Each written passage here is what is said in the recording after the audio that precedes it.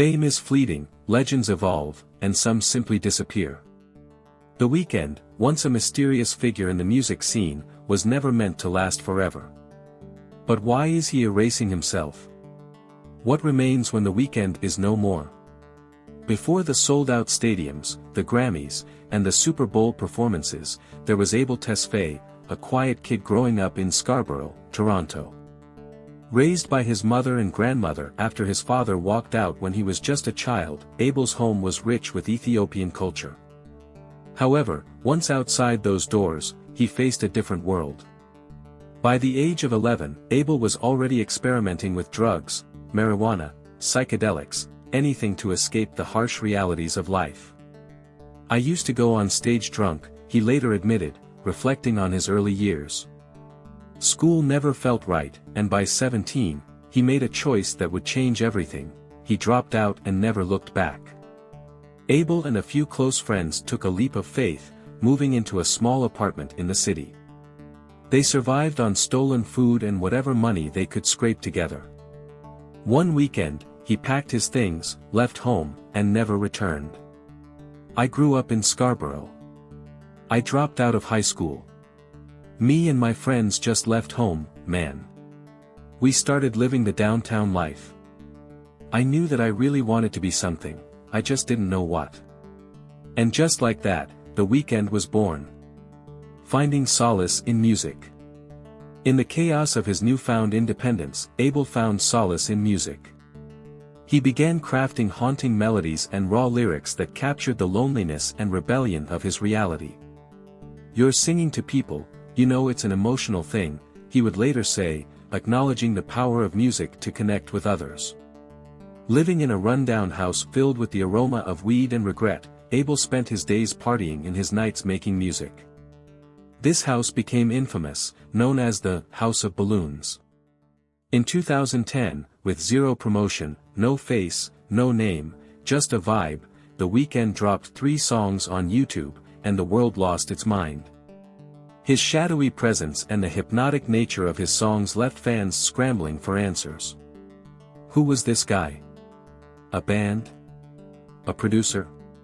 A ghost? The anonymity only amplified the buzz. Was it deliberate? "I mean, yeah, to an extent," he later confessed. "We went on for about almost a year with no pictures. Everyone was like, who is this guy? Who's the Weeknd? How does he look?" His breakthrough came with the release of 3 groundbreaking mixtapes, House of Balloons, Thursday, and Echoes of Silence. These projects introduced a new kind of R&B, dark, moody, and immersive. But then came Drake, the biggest name out of Toronto at the time, who personally reached out to the Weeknd. He ended up giving Drake half of his album, helping craft the sound of Take Care, an album that would define a generation. However, while everyone assumed he'd signed to OVO, the Weeknd had bigger plans. Instead of remaining in Drake's shadow, he took a gamble. He came to me at one point and said, "Look, I don't want to sign under another artist because I feel like I could be just as big or bigger. I want to start my own thing." This decision would prove pivotal in his career. Rising to global stardom. In 2015, the Weeknd leveled up with Beauty Behind the Madness, propelling him from underground king to global superstar. Hits like The Hills and Can't Feel My Face dominated the charts, and he was everywhere, winning multiple awards and performing at the biggest music festivals in the world. His success culminated in the release of Starboy in 2016, but this wasn't just an album, it was a rebrand. With a new look and an evolved sound, the Weeknd was no longer just a singer, he had transformed into a pop icon. "Did you keep the hair?" someone asked him during an interview. "Yeah, I did keep it," he replied, a smirk on his face. But fame comes at a price. In 2018, he released My Dear Melancholy, a 6-track breakup letter soaked in regret.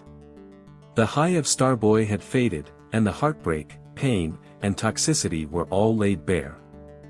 "I love you too, baby," he sang, capturing the essence of lost love and longing.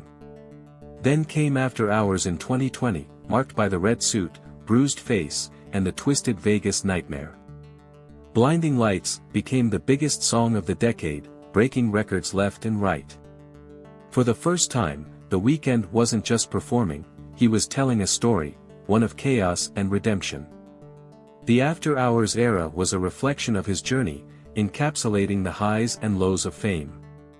Fast forward to 2023, and something shifted. Abel started hinting that The Weeknd, his larger-than-life alter ego, was nearing the end of its run. The release of Dawn FM painted a picture of an artist confronting his own mortality, trapped in a purgatory of fame, excess, and regret.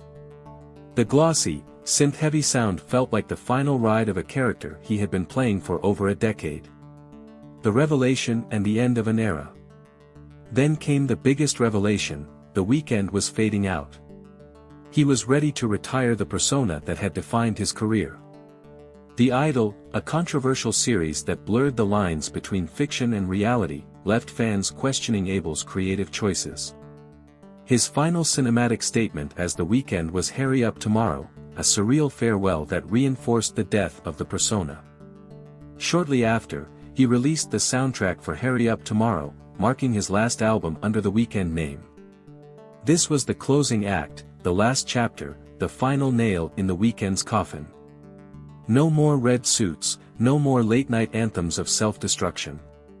The character had served its purpose.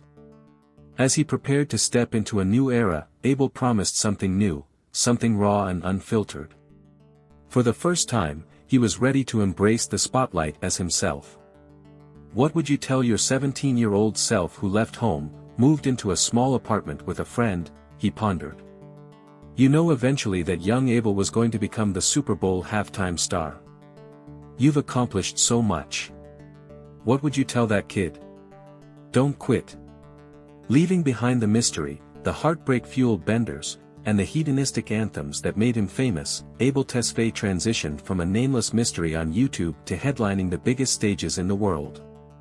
The Weeknd redefined what it means to be an artist: every album, every era, every transformation a new chapter in a story still being written. The legacy of The Weeknd. As history has taught us, this is only the beginning. The Weeknd's journey from Scarborough to superstardom is a testament to resilience and reinvention. He has navigated the complexities of fame, using his music as a means of expression and connection. His ability to evolve while maintaining authenticity has resonated with millions, making him one of the most influential artists of his generation.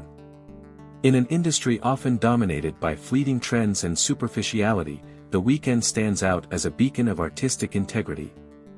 His willingness to confront his demons, share his vulnerabilities, and explore the darker aspects of fame has set him apart from his peers.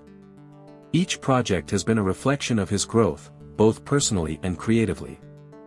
As he prepares to shed the persona of The Weeknd, fans are left wondering what the future holds for Abel Tesfaye. Will he continue to push boundaries and redefine genres? Or will he take a step back, focusing on personal endeavors away from the spotlight? One thing is certain: the legacy of The Weeknd will endure, leaving an indelible mark on the music industry. Conclusion. The Weeknd's story is not just about fame, it's about the journey of a young man who dared to dream and took risks to achieve his goals. From a quiet kid in Scarborough to a global superstar, Abel Tesfaye has navigated the highs and lows of life with grace and authenticity. As he embarks on this new chapter, fans eagerly await the next evolution of an artist who has redefined what it means to be a musician in the modern age. If you enjoyed this exploration of The Weeknd's journey, I'd love to hear your thoughts in the comments. Your support truly means a lot. Don't forget to subscribe and check out my next video, I think you'll really like it. Thank you, and see you next time.